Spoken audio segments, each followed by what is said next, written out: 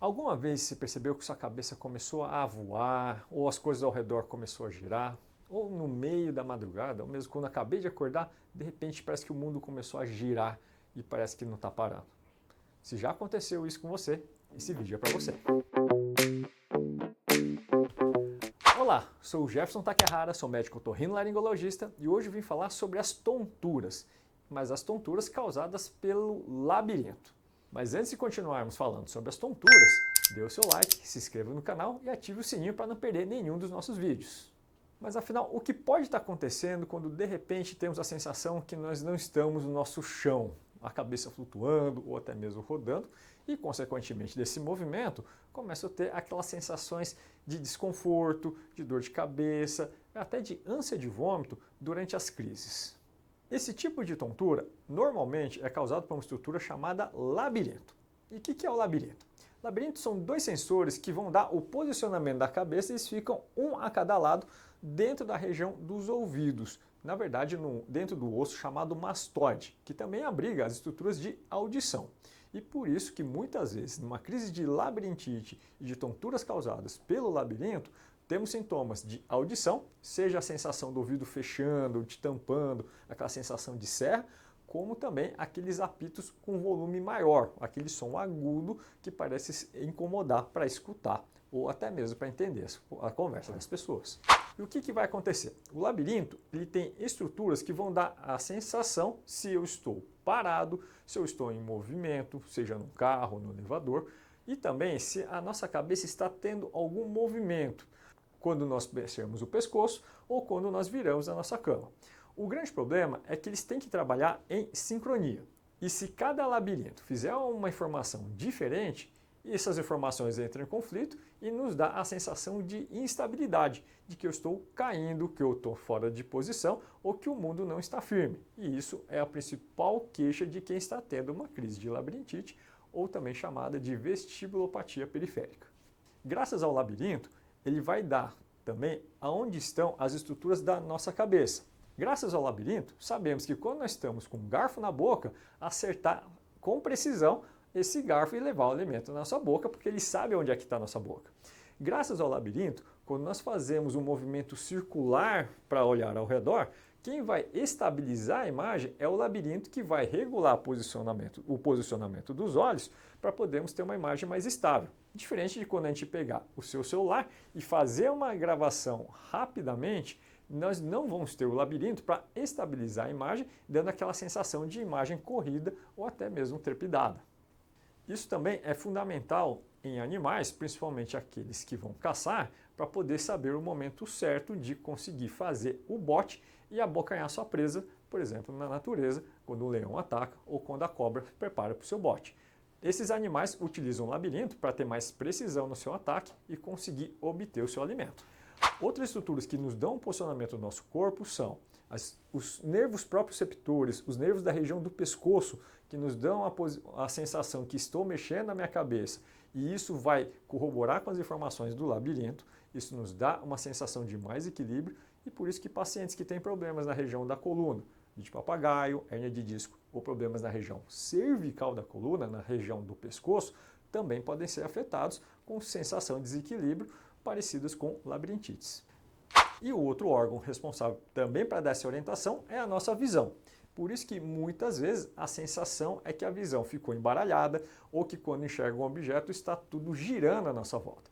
Normalmente, por essa interligação do labirinto com a nossa visão, ele pode dar a sensação de que estou voando ou que estou girando, e quem observar e avaliar um paciente em crise começa a notar movimentos de espasmo na visão por causa do próprio labirinto. É isso que nós chamamos de nistagmo e é um dos sinais que a gente observa no paciente que está tendo crise recorrente, principalmente as sensações rotatórias que nós chamamos de vertigem. E após a crise, o principal sintoma que acontece é a sensação de flutuação, como se eu estivesse num barco com a cabeça vazia ou aérea, ou o paciente fala que ele está pisando nas nuvens. E até alguns falaram que parece uma ressaca sem ter bebido. O que deve estar acontecendo é que após uma crise, o sistema dá uma desacelerada para tentar reequilibrar. Alguns medicamentos usados em labirintites também podem agir dessa forma. O grande problema é que com essa desaceleração, ele pode também levar à sensação de sonolência e até persistir por mais tempo a sensação de flutuação. Mas numa crise muito intensa, podem servir para pelo menos diminuir os sintomas rotatórios e também a náusea e a ânsia de vômito que podem acontecer durante uma crise de tontura. Quando uma crise é muito intensa e eu estou vomitando, dor de cabeça, é claro que é interessante ir num serviço de emergência e avaliar a sua situação.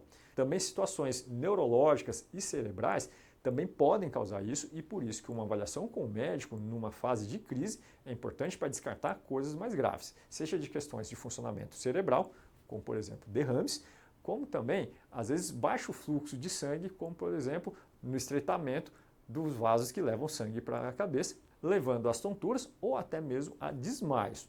Normalmente, as tonturas causadas pelo labirinto não costumam vir com desmaios ou com a sensação que eu perdi a consciência e acordei em outro lugar. Quando acontece isso, é mais um motivo para ser avaliado um sistema de saúde de emergência para avaliar se não temos outras questões circulatórias, vasculares e cerebrais durante essa crise.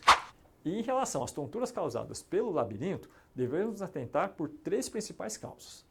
Uma que vem com muita frequência é a famosa VPPB, vertigem paroxística posicional benigna, ou seja, é uma tontura que gira e causada por movimentos da cabeça, principalmente em relação ao espaço. Então, movimentos laterais, ou até mesmo de cabeça olhando para cima e para baixo, podem movimentar uma estrutura chamada canal semicircular, que nos dão a sensação de aceleração angular e nos dão o posicionamento da nossa cabeça.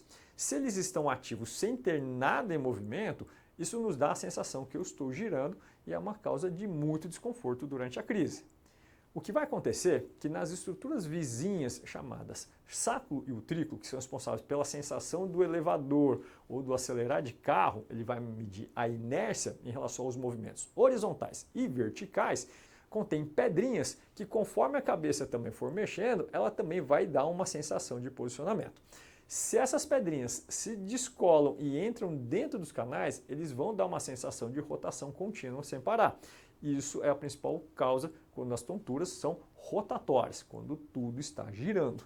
E muitas vezes é necessário fazer algumas manobras com algum profissional especialista que saiba trabalhar nisso, os otorrinos, fisioterapeutas e fonoaudiólogos especialistas na área vestibular ou do labirinto sabem fazer esse tipo de posicionamento e, além disso, investigar os motivos que possam ter feito essa pedra sair do lugar. Agora, aquelas que podem até na primeira crise girar e depois o que persiste por mais tempo, aquela sensação de voar a cabeça, de flutuação, de ressaca, às vezes pode ter em associação problemas circulatórios ou até mesmo de hidratação. Desidratação, medicamentos que fazem perder água, como por exemplo os diuréticos, diabéticos que não tomam tanta água ou que não estão tão compensados, problemas de tireoide que não estão bem regulados e até questões de colesterol e triglicerídeos podem dar a sensação de flutuação ou que estão em cima do barco e que persiste por horas e até semanas se às vezes as causas não forem controladas. Em geral, as crises não são tão intensas em relação à vertigem, porém, elas são muito persistentes e duram por mais tempo. Até mesmo quando as pedras saem do lugar, pode acontecer algum fator que faça flutuar por mais tempo. E aí que é a função do otorrinolaringologista investigar qual que é o motivo da persistência dos sintomas, ajudar a encontrar uma medicação que ajude a melhorar essa sensação de flutuação e também ver se nós não precisamos fazer alguma outra medida junto com uma equipe multidisciplinar, fonos e fisioterapeutas que possam ajudar a melhorar o seu equilíbrio. E por isso que mesmo se eu tiver melhorado com medicação, ou pelo menos fazer muito tempo que eu não tenho essas crises, uma investigação vai ajudar a entender causas e evitar uma nova recorrência. Nem sempre a pessoa vai ter labirintite toda hora. O problema é se a causa não for bem resolvida, a crise continua voltando e por mais que você tome remédio, você vai continuar tendo crises porque não resolveu o motivo de ter tido essa labirintite. E uma dúvida que surge em relação aos pacientes é o termo labirintite. Na verdade, todo o final "ite" em grego ele quer dizer inflamação. E as primeiras investigações sobre as tonturas foram no contexto de infecções. Uma infecção na região do labirinto nós chamamos tecnicamente de labirintite. E atualmente o termo correto que nós utilizamos chama-se vestibulopatia periférica, ou seja, uma lesão não causada pelo cérebro, mas pela região vestibular, região do labirinto.